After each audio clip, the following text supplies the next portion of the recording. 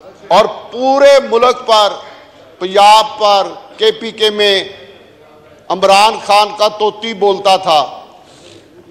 उस दौर में जब इमरान खान जो कोई उसके खिलाफ बात करता था, अगले दिन उस पर पर्चा होता था, वो नैब के लिए पास 90 दिन के लिए चला जाता था और एक आदमी की पूरे पाकिस्तान पर हुकूमत थी।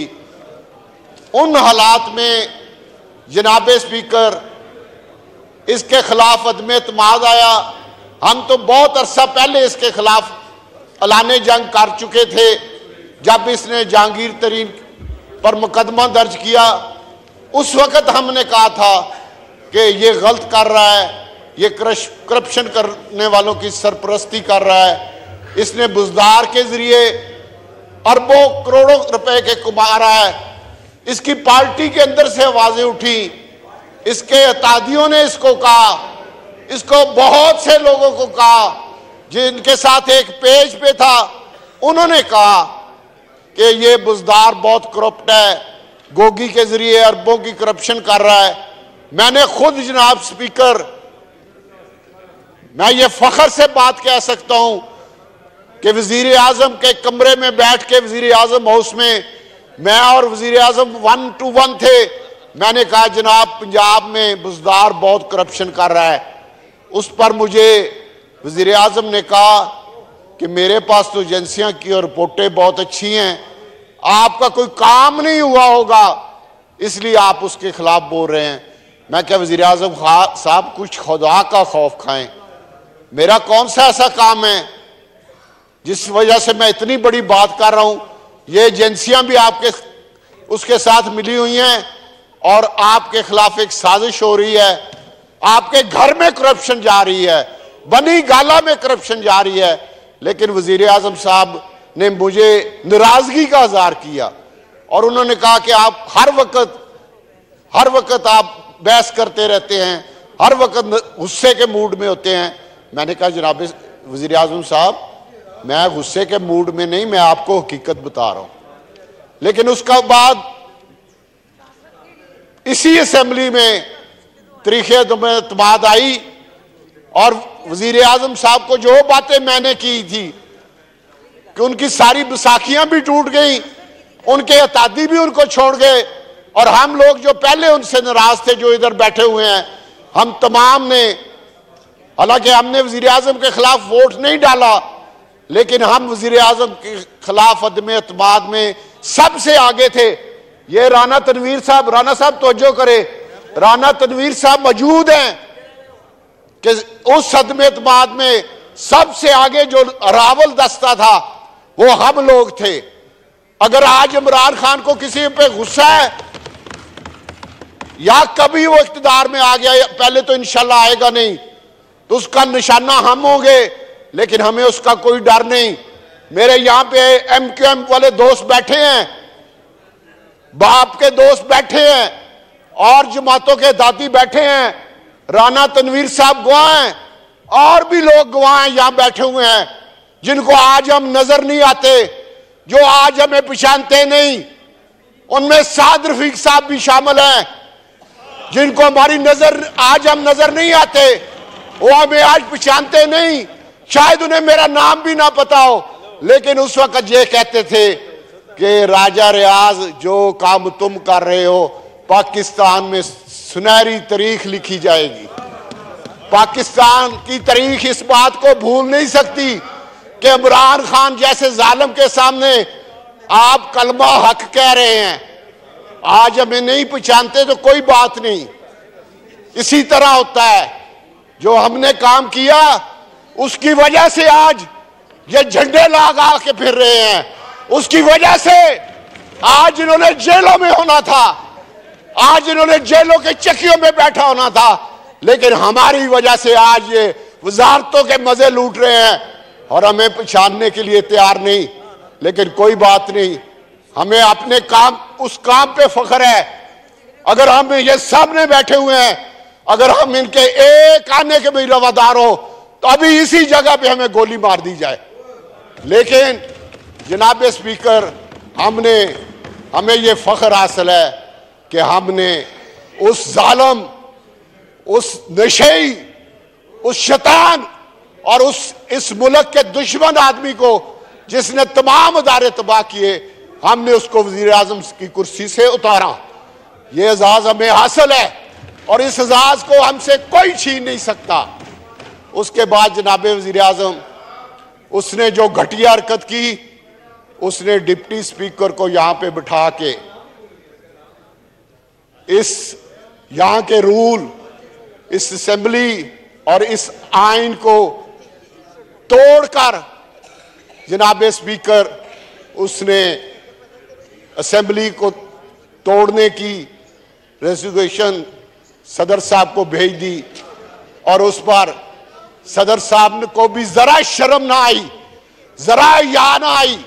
सदर साहब ने भी अंतहाई बेशर्मी का मुजाहरा करते हुए फौरन कौमी असेंबली को तोड़ दिया, जरा भी वक्त ना लगाया।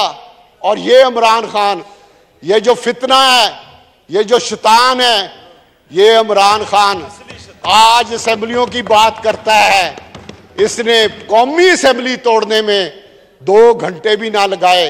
जब ये वजीर आजम ना रहा तो इसने कोई ना सोचा कि मैं जमहूरियत को चलाऊं, मैं जमहूरी इदारों को चलाऊं। इसने फौरन असेंबली तोड़ दी। अल्लाह के फजल से ये असेंबली चली।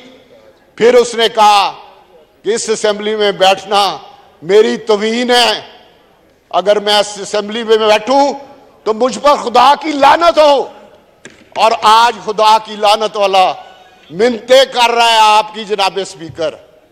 आज आपके पास उसके बंदे आके आपके पांव पड़ रहे हैं। आपकी मेहरबानी कि आप उनको बुला लेते हैं, उनकी बात सुन लेते हैं, लेकिन जनाब स्पीकर वो इस काबिल नहीं है कि उनकी बात सुनी जाए। उसके बाद इसने कहा जी मैंने जुलूस निकालने हैं, मैंने इस्लामाबाद फतह करना है। वो जुलूस भी ना निकल सके, लोग भी ना निकले, इस्लामाबाद भी ना ये आ सका। फिर इसको किसी ने पागल को ये मशवरा दिया कि सूबाई असेंबलियां तुम्हारी 2 हैं, वो तोड़ दो। अगर सूबाई असेंबलियां तोड़ दोगे तो फौरन इलेक्शन हो जाएंगे, तुम फिर जीत जाओगे, फिर मुल्क में इंतशार होगा, माशी तौर पे मुल्क पांव पे खड़ा नहीं हो सकेगा, सियासी तौर पे मुल्क खड़ा नहीं हो सकेगा, इंतजामी तौर पे मुल्क मजबूत नहीं हो सकेगा, और फिर तुम्हारा फितना अपने अरूज पे जाएगा, फिर तुम्हारा फसाद अपने अरूज पे जाएगा। तो इसने ना सोचा ना समझा, फौरन सूबाई असेंबलियां तोड़ दी। और परवेज लाई ने कहा असेंबली तोड़ने के बाद, मैं नाम नहीं लेता कि सुल्लू के पुट्ठे को मैंने कहा था कि ये असेंबलियां ना तोड़ो, हैं? साथ गाल भी निकाली थी। अगर आप इजाजत दें तो वो नाम और गाली मैं बता दूं जनाब स्पीकर। स्पीकर साहब मना कर रहे हैं जनाब। स्पीकर राना तनवीर साहब कह रहे हैं नहीं स्पीकर साहब मना। सर गाली बहुत गंदी थी, नाम वाला आदमी भी बहुत गंदा है, जिसका नाम लिया वो भी बहुत गंदा है और गाली भी बहुत गंदी थी। आप क्योंकि मेरे बड़े भाई भी हैं, बुजुर्ग भी हैं, मैं आपका बहुत एहतराम करता हूं, इसलिए मैं गाली भी नहीं निकालता और नाम भी नहीं लेता। मेरा ख्याल सारे लोग समझ गए हैं, सबको समझ आ गई होगी। अब वो असेंबलियां टूटने के बाद इसने इलेक्शन का शोर मचाया। इलेक्शन के लिए हमारी बदकिस्मती है कि जजों ने 9 से 7, 7 से 6, 6 से 5, लेकिन किसी को शर्म ना आई, किसी को उस मुअज़्ज़ज़ अदालत पे बैठ के हया ना आया, किसी को शर्म ना आई। और जब हमने इस असेंबली से करारदाद पेश की, जब हमने पूरे हाउस ने मुतफिका तौर पे कहा कि लार्जर बेंच बनाया जाए, इंसाफ दिया जाए, आइन को देखा जाए, कानून को देखा जाए, लेकिन हमारी बदकिस्मती, इस मुल्क की बदकिस्मती कि जिन लोगों ने इस मुल्क में इंतशार को खत्म करना था, जिन लोगों ने मुल्क को पटड़ी पे चढ़ाना था, जिन्होंने मुल्क में इस्तेकाम लाना था, जिन लोगों ने मुल्क को सीधा रास्ता दिखाना था, उन्होंने पता नहीं उन्हें क्या मजबूरी थी, ना लार्जर बेंच बनाया, ना हमारी असेंबली की बात सुनी, ना वकला की बात सुनी, ना वकला की तंजीमों की बात सुनी, ना कानून को देखा, ना आइन को देखा, और सिर्फ पता नहीं उन्होंने किस चर्सी को देख लिया कि उस चर्सी को देखते हुए एक कल जनाब स्पीकर इजाजत दे तो एक लतीफा सुना दूं आपको कि कल एक बंदा औरत से पूछ रहा था, राणा साहब गल सुनो नहीं तो मैं बंद करने लगा। एक आदमी औरत से पूछता है कि तुम इतना अच्छा तुम्हें रिश्ता आ रहा है, लड़का पढ़ा लिखा भी है, समझदार भी है, तुम इसे रिश्ता क्यों नहीं दे रही? उसने कहा ये नशेई है। वो उसके खामद को कहता है कि ये औरत तुम्हारी बीवी समझदार है, ये रिश्ता नहीं दे रहा, तुमने इमरान खान जो नशेई है उसके हवाले पूरा मुल्क कर दिया। तो ये हाल है। उसके बाद जनाब स्पीकर, इस मुअज़्ज़ज़ अदलिया ने कल जो खेल खेला, कल जो इस मुल्क के साथ जुल्म किया, इस जमहूरियत के साथ जो जुल्म किया, इस आइन के साथ जो जुल्म किया, जनाब स्पीकर, इससे बड़ी, मेरे भाई ने लफ्ज कहा है कि इससे बड़ी खच मैंने जिंदगी में नहीं देखी। इसको जरा शर्म नहीं आई, इनको जरा हया नहीं आई, इन्होंने वो कर दिया जो आने वाले वक्त में शायद इनकी जनाजों के साथ क्या होगा। पहले हमने अपनी आंखों से देखा हुआ है कि जिन्होंने भट्टो को फांसी पे लटकाया था, उनके जनाजे लोग छोड़ के मक्खियां आई और वो भाग गए थे।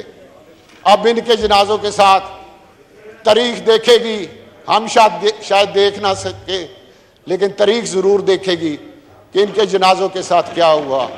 जनाब स्पीकर, मुल्क को जब इस्तेकाम चाहिए था, जब इदारों की मजबूती चाहिए थी, ये कल जो जुल्म और ज्यादती इस मुल्क पे हुई है, इस पे सिर्फ यही कहा जा सकता है कि इस तरह के बदबख्तों से, इस तरह के लालचियों से, इस तरह के नशेइयों के पीछे चलने वालों से अल्लाह इस मुल्क को महफूज करे।